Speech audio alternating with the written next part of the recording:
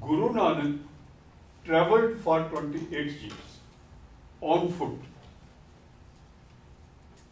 Went every corner of India, then to China, then to Tibet, crossed the Himalayan ranges, then to Saudi Arabia, then to Iraq, then to so many other countries, and he went up to Mediterranean.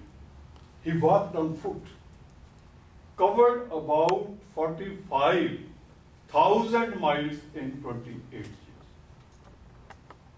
And the beauty of his mission was, he was born in a Hindu family. In a Hindu family, but he was not Hindu. He was against the rituals of Hindus. He spoke against the ritualism of the Hindus.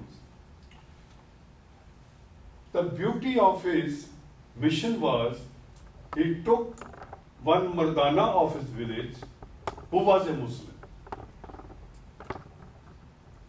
Come Mardana, oh my friend, let us go and preach the message of love and harmony. So Guru Nanak preached love for humans. And his first policy statement, this is a town in Punjab known as Sultanpur, from where he started his mission.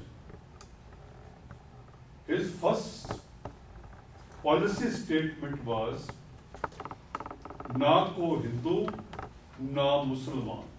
There is no Hindu, there is no Musliman, all are humans. We should love each other. Labels have nothing to do.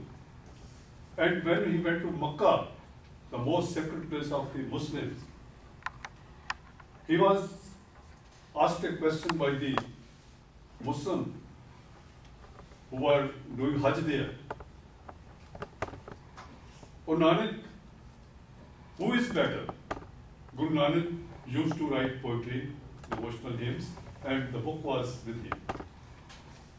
Nanak, what does your book say? Is Hindu better or Muslim better? Guru Nanak said, if you have good actions, you are better. Labels have nothing to do. You may be a Muslim, you may be a Hindu, you may be anything, but your actions should be good. Then you are loved by God, otherwise not. So, this was the message which Guru Nanak gave to the world. And our first 5 gurus, they were great poets. They wrote poetry. Poetry in the praise of God, Supreme Lord. Not just worldly poetry, it was spiritual poetry. And whatever they wrote, that was compiled into a big book by our 5th Guru, Guru Arjan Dev. Guru Arjan Dev, our 5th Guru. And what he did, in this book, he collected the works of 5 Gurus, of himself and 4 predecessors. And then he collected the works of 30 other saints who were not Sikhs. They belonged to different religions. There was a Muslim, Farid. There was Kabir. There were low-caste, so-called low-caste saintly people of India. And there were so-called high-caste people. And all those words of different saints were put into this book. Idea was to give a platform to the human race that where all can coexist. Among 35, five are our gurus, 30 are others, but their works is put together. For example, the Farid says,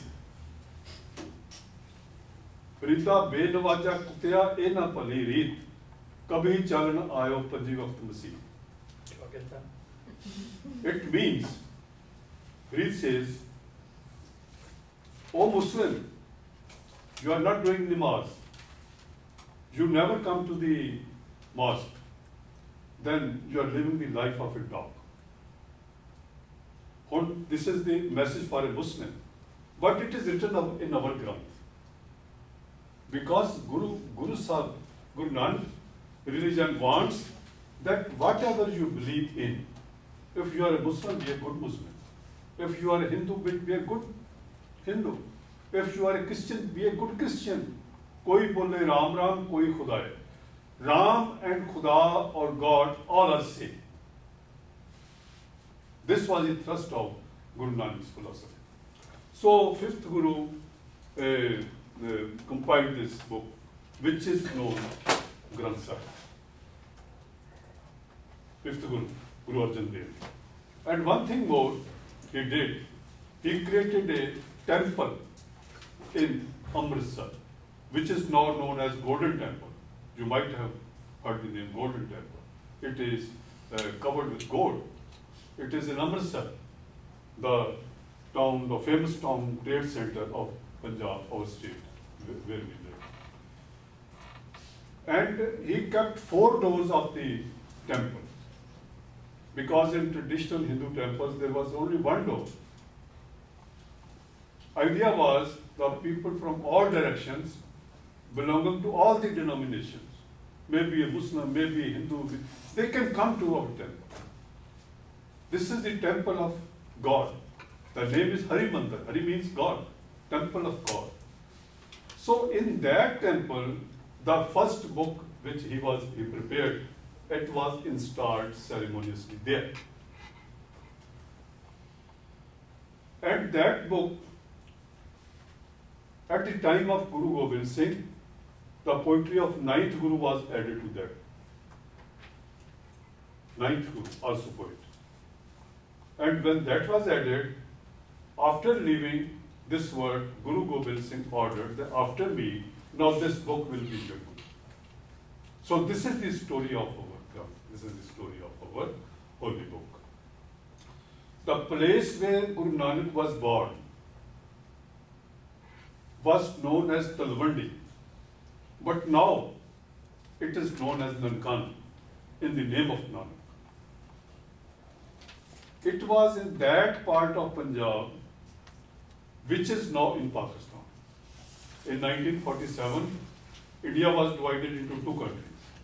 One became Pakistan, the other became the truncated India. And our state of Punjab was divided into 2. One part went to Pakistan and one part came to this side. The place where Guru Nanak was born, that has gone to Pakistan side. And if we want to visit, we have to take a visa of Pakistan. But the place from where he started his mission, that is in our Punjab. That is Sultanpur, where he said, and there is no Hindu, no Muslim. This is my first sermon I am starting, as Buddha gave his first sermon, Guru Nanak gave his first sermon at that place. So, Nankana Sahib. So Sikhism is a monotheistic religion. We believe in one God. We believe the God is same for a Christian, same for a Jew, same for a Sikh, same for a Hindu, same for any other denomination. We cannot divide God into so many parts. In Hinduism, there are so many gods and they do idol worship. But Sikhism does not believe in idol worship. This was the basic difference between Sikhism and Hinduism. There are so many rituals in Hinduism, but Sikhs don't believe in so many rituals. That is why they are known as Khalsa, because they denounced all the rituals which were being practiced by the Brahmins, the Hindu cults. So, for your information, I'll give you a brief sketch of our movement, the Sikh movement, started with Guru Nanak. At that time, India was being ruled by the Muslim rulers of the Mughal dynasty.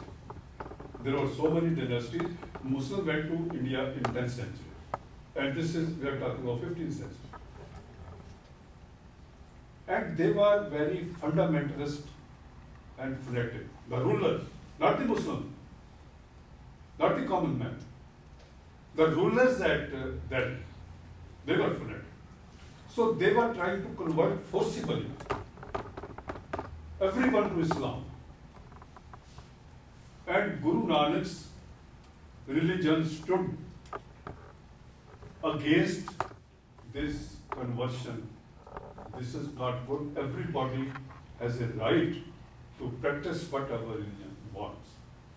So you should respect the religion of others, not impose anything on anyone. So this is what Guru Nanak gave to this world. And our fifth Guru, who first compiled the book I was telling you, Guru Arjan Dev, became victim to the fanaticism of the Islamic rulers. And he was martyred at Lahore. He became our first martyr, who gave his life for the sake of truth at the hands of the fundamentalist rulers of India at that time. And after that, we had a checkered history of so many happenings. After Guru Gobind Singh Ji, the Khalsa fought against the tyrannical rule. And for about 91 years, our forefathers, they lived in the jungles, forests. They could not live in the towns. Because whenever they went to their houses, they were arrested and killed, like anything.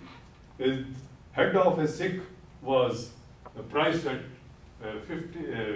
80 rupees, Indian rupees.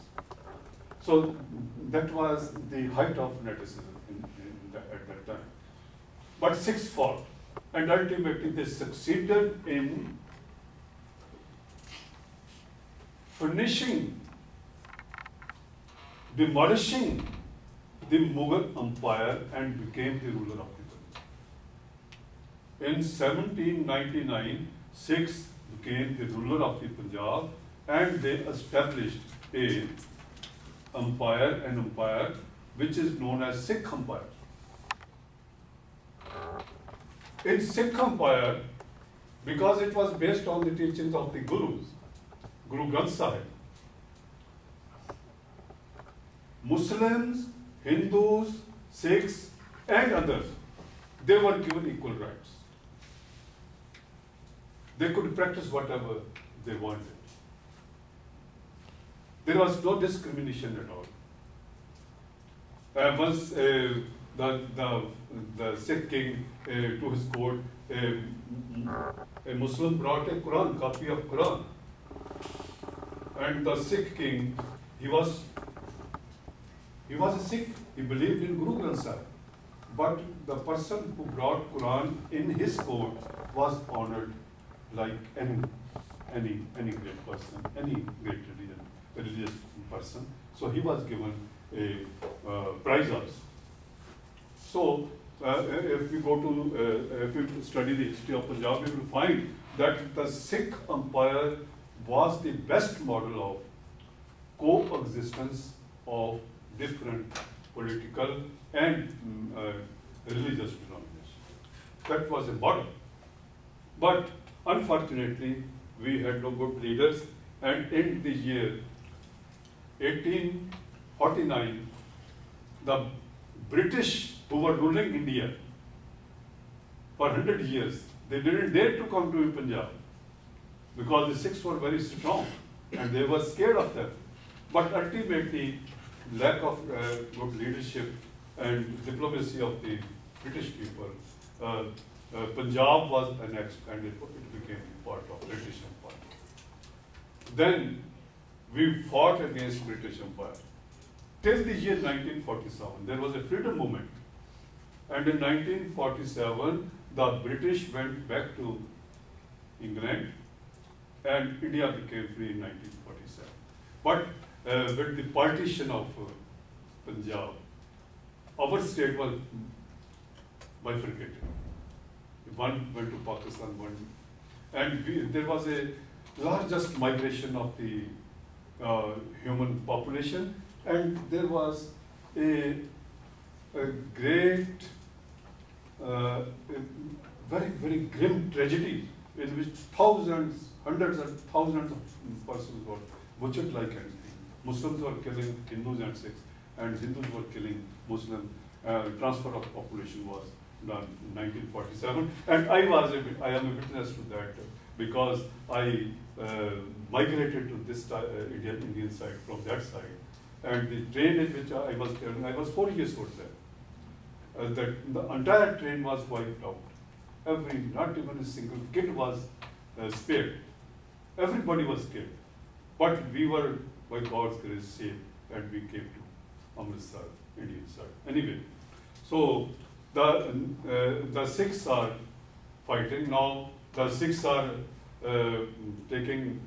participating in Indian democratic setup. You know that the largest democracy in the world is India. And I am proud to say the present Prime Minister of India, he is also Dr. Singh, Manmohan Singh. My name is Mohan Singh, first name Mohan. He is Manmohan Singh. He is, before Manmohan Singh, there was a Zair Singh, who was the President of India. So the Sikhs are participating in a big way in the democratic process of India present. Now, what is in Guru Granth Sahib? Guru Granth Sahib, our holy book, is total 1,430 pages. The thought content of Guru Granth Sahib starts with God, the divine, super divine power, which is known as Ik Oankar. God is one. Guru Granth Sahib starts with this, Ik Oankar, God is one. And his attributes, he is the sole supreme being of eternal manifestation, creator, immanent reality, without fear, without rancor, timeless form, unincarnated, self-existent, realized by grace of the Holy Preceptor. Holy Preceptor is good. We want to realize God, we want to unite with Him, then we will have to take the help of the Guru. We will have to follow the path shown by the Guru. Then again, Guru Granth Sahib says, in primal time, in all time, was the Creator, nothing is real but the eternal, nothing shall last but the eternal. Only God will last. He was in primal times, He is now, He will remain everywhere. Nothing remains but Him. He is the real.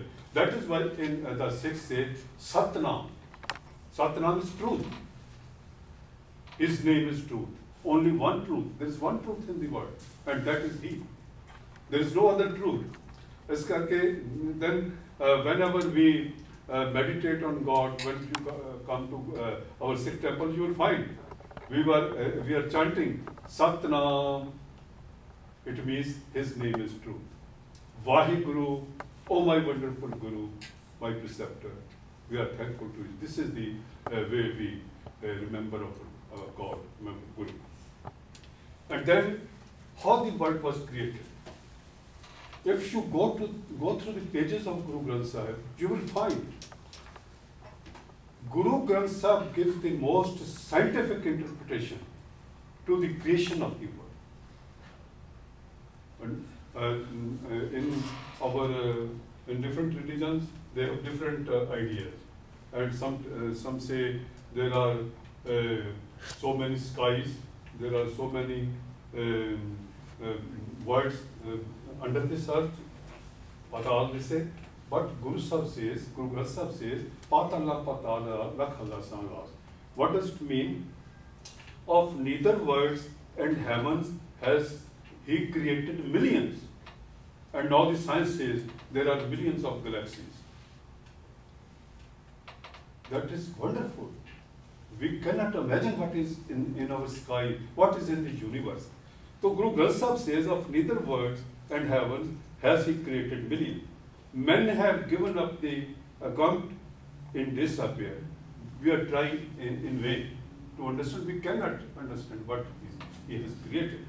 The Vedas do declare unanimously their helplessness. Muslim scriptures declare the number of species 18,000. Vain is such account, nothing is real but the sense.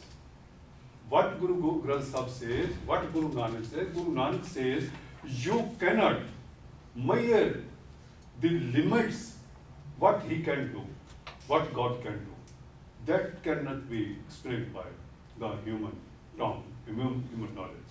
So we can only respect him, we can only bow before him. Then there is soul.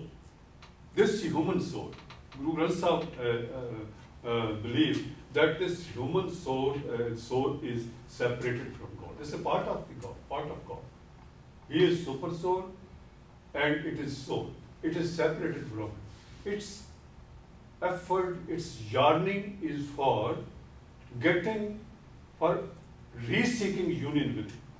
So we have to meditate, we have to contemplate on his Naam and should work for. And Guru Granth Sahib says the importance of scripture. There is a hymn in Guru Granth Sahib which I am going to translate in English. The scripture is the Lord's dwelling place. God lives in the scripture. Whoever in the holy congregation divine laudation sings, perfection of divine enlightenment acquires. So we have to sing his praises sitting together. We call Sangat, the holy congregation in the temple. We sit and sing the praises. And we are singing by harmonium. That is an instrument. There are so many other instruments. Always praising God. And it is understood that by praising God, we will getting union with Him. So that is the main. That is known as kirtan. That is singing with the instruments called kirtan. Kirtan means same praises. Kirtan means praise. We are praising God. Nothing else. And then pray. So these are some of the spiritual aspects of the Sikhism, some metaphysical concepts of Sikhism. And when we meet next time in the temple, I'll try to give you some literature so that you will be able to get more knowledge on the Sikh metaphysical, conceptual history of our Sikhism. Then, in common life, what a Sikh does. There are three things for a Sikh. One is kirt. Kirt is working hard. Earn your livelihood by honest means. Working hard. Then, Naam Japna, remembering God. Always remembering God. If you remember God, you will not do anything wrong. Then, Bandike Chakna. Share with you, whatever you have, share with others. Help the needy, help the poor, help your neighbor. So these are the three basic concepts of Sikh worldly life. Kirt karna, naam japna, bandike. And one thing more, as Professor Chris wrote, the baptized Sikhs, the Khalsa, has 5 Ks, the symbols of Sikhism. This is a Khalsa, this is Kesh, K-E-S-H-A, Kesha. Kesha is here. Khalsa is Sikh. A Khalsa has 5 Ks. First is Kesh. A Sikh cannot cut his hair. He can give his life for the sake of defending the Keshas here.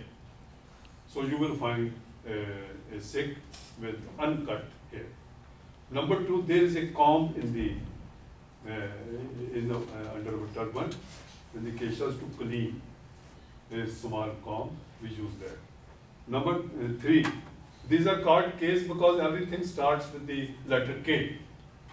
Kesha, comb, kanga, in Punjabi kanga. This is kada, a steel bangle we always wear. It reminds us of our Guru, that with this hand you do what is right. If you are doing wrong, you are deceiving your Guru. Then the fourth is a small sword. It is known as kirpan. Kirpan means Guru's grace. Kirpan, Guru's grace. It is not a weapon to kill others. It is a weapon, small weapon to defend yourself and defend those people who are being persecuted or who are who have been put in hardship by the tyrannical rulers of the time. So this shows that Sikh is a great person. He should fight against injustice. Then the fifth is we have a underwear which is known as kachara. K, then again K. Then a Sikh is living a life of good moral, which shows that. So these are the 5 things. And then 5 Ks. Then every Sikh is supposed to, we have so many traditions in Sikhism, but every Sikh is supposed to give 1/10 of his income for the social purposes. To helping needy, helping poor, 1/10. It's a must for every Sikh. That is called the Swan. The Swan means 1/10. And the Sikh Gurdwara, as church for the Christians, synagogue for the Jews, mosque for the Muslims, the Sikh place of worship is known as Gurdwara. Gurdwara means Guru's house. Guru's house, because our Guru, the holy book, is there.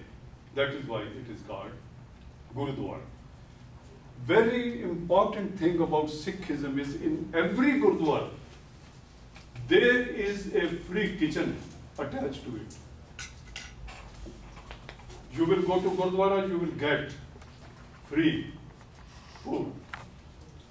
And maybe you are a king, maybe you are a poor person, maybe you are a beggar, but you will have to sit together on the carpet, same carpet, at the same level.